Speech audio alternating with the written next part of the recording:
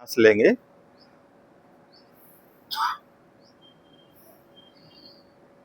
और अपने शरीर को और मन को हल्का करेंगे।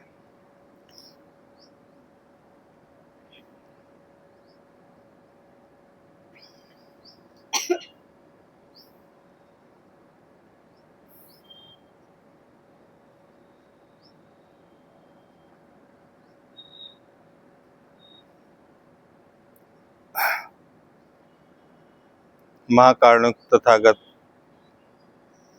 बुद्ध के चरणों में कोटि कोटि नमन करते हुए, बोधिसत्व बाबा साहब के चरणों में कोटि कोटि नमन करते हुए, उपस्थित यहाँ पर सभी शीलवान उपासकाओं को सादर नमो बुद्धाय। मन के और शरीर के भार को कम करते हुए, जैसा कि आवाज हमारी आ रही है, आप तक आ रही है? थोड़ा सा तेज और बोलेंगे कि समझ में आ रही है? तो जैसा कि पिछले सत्र में हमने तथागत बुद्ध की पराभव सूत्र के बारे में सुना था,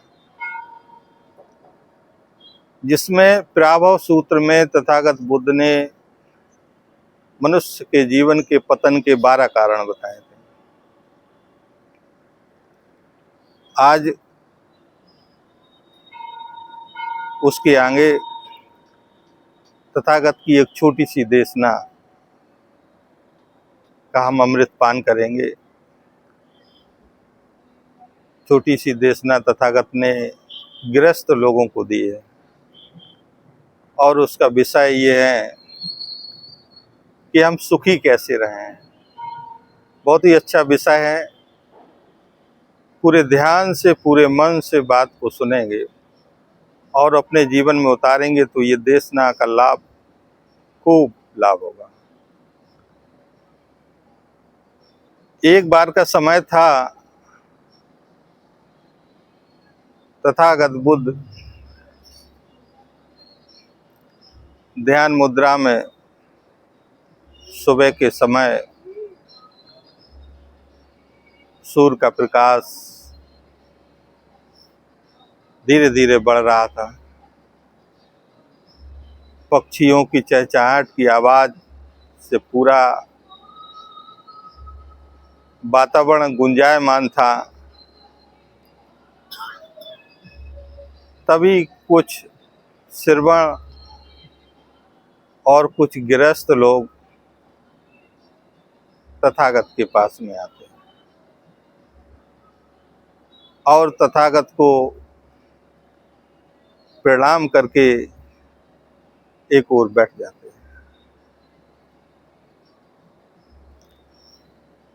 तथागत ध्यान मुद्रा से बाहर आते हैं तो एक श्रवण खड़े होकर तथागत से पूछता है, तथागत, हम अपने जीवन में सुखी कैसे रहें, हमारा जीवन मंगलमय कैसे हो?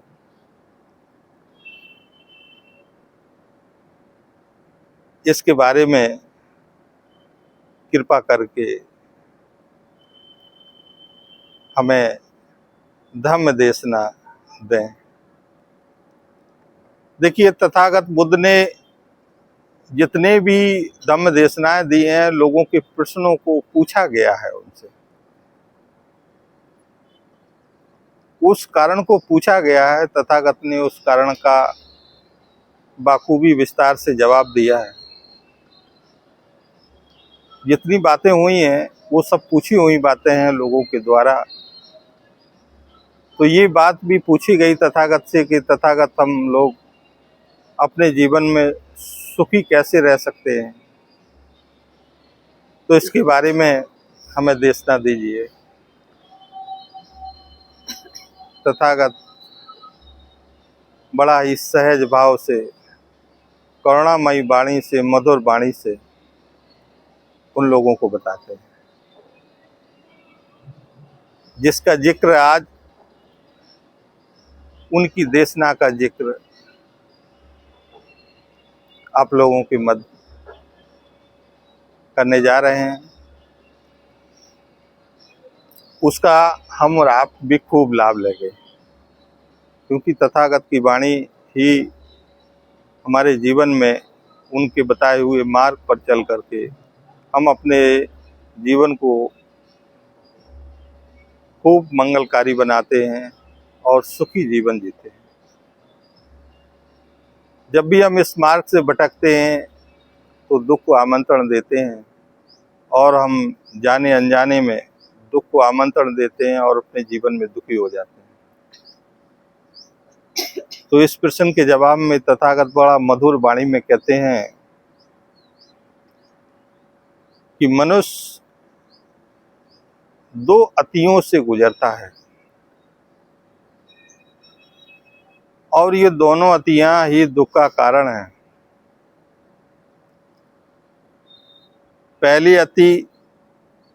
पहले प्रकार के वो व्यक्ति होते हैं जो इस धारणा के होते हैं कि मनुष्य का जीवन मिला है, खूब खाओ पियो मस्त रहो मौज करो, कल क्या होने वाला है किसने देखा है। ऐसी मानसिकता के लोग, बहुत सारे लोग इसी मानसिकता के साथ में अपने जीवन में जीते हैं। वो ये सोचते हैं, उनकी एक धारणा बन जाती है कि देखिए मनुष्य का जीवन मिला है, मेरे पास में जो कुछ भी है उसका खूब खाओ पियो मस्त रहो, कल किसने देखा कल क्या होगा। इस अति के साथ में लोग जीते चले जा रहे हैं।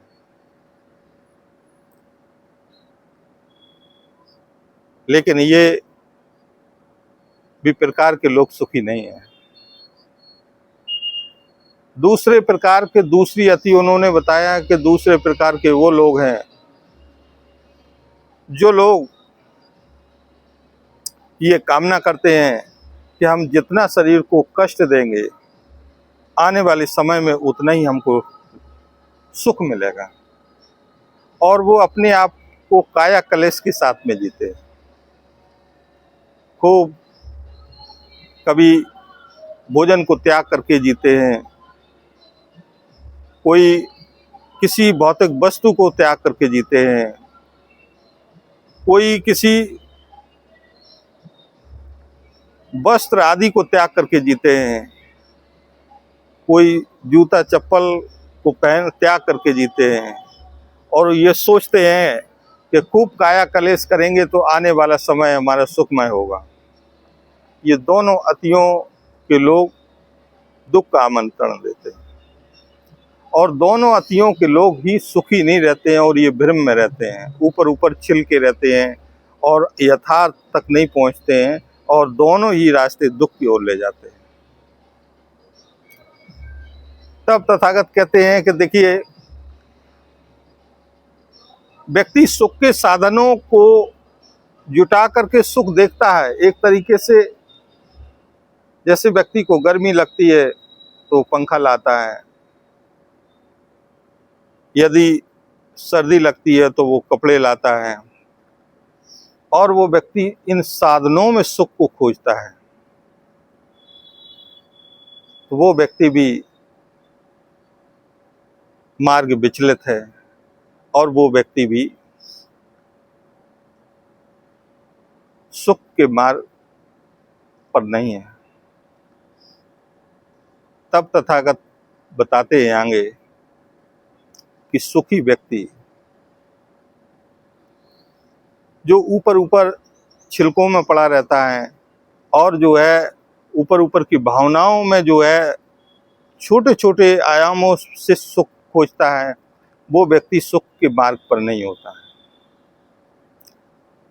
तब बताते हैं कि तथागत कहते हैं कि तब चौथा मार्ग व्यक्ति यथार्थ में जीता है और सुख की ओर जाता है।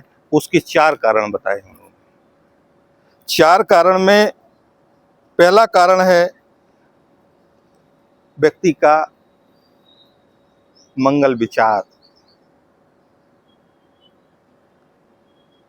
वो व्यक्ति, पहला कारण है व्यक्ति का मंगल विचार, और दूसरा कारण है मंगल कर्म, और तीसरा है मंगल वाणी, और चौथा है मंगल आकांक्षा। तथागत बुद्ध कहते हैं कि व्यक्ति की यदि मंगल विचार होगा,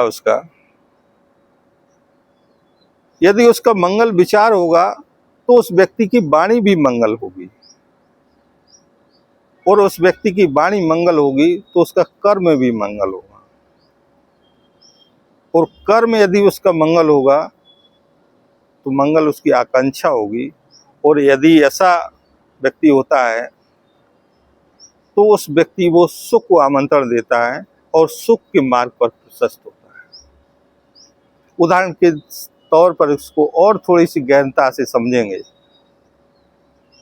कि देखिए, दो व्यक्ति जब आपस में मिलते हैं और मंगल विचार से मिलते हैं, मैत्री के साथ में मिलते हैं, तो सुख की अनुभूति करते हैं। जब दो लोग आपस में अमंगल में के साथ में मिलते हैं, एक दूसरे के दुर्भावना के साथ में मिलते हैं, तो दुख की अनुभूति होती है। तो जहां सुख की अनुभूति होती है वही धम होता है, जहां दुख की अनुभूति होती है वही अधम होता है। हर व्यक्ति अपने जीवन में सुख चाहता है कि हमारा जीवन सुखी हो, लेकिन किन्हीं कारणों से व्यक्ति के जीवन में दुख ही दुख होता है। उसका एक ही कारण है, वो है अविद्या। यदि घर में दरिद्रता है, घर में पैसे का अभाव है, घर में गरीबी है, घर में कोई बीमारी है, घर में किसी कारण से वो व्यक्ति दुखी है, तो उसका एकमात्र कारण है अविद्या, और वो अविद्या को नहीं पहचान पा रहा है। इस वजह से, इस कारण से वो व्यक्ति दुखी है।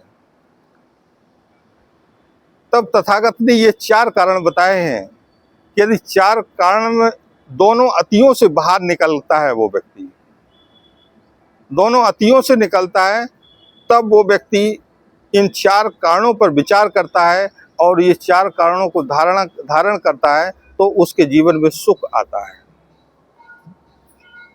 क्योंकि अतियों में उन्होंने बताया है, तथागत कहते हैं, बड़ी मधुर वाणी में कहते हैं कि देखिए, वीणा है, उसमें वीणा में तार लगा है, वो तार को यदि अधिक ढीला कर देंगे तो उससे स्वर नहीं निकलेगा, और उसको अधिक टाइट कर देंगे तो टूट जाएगा।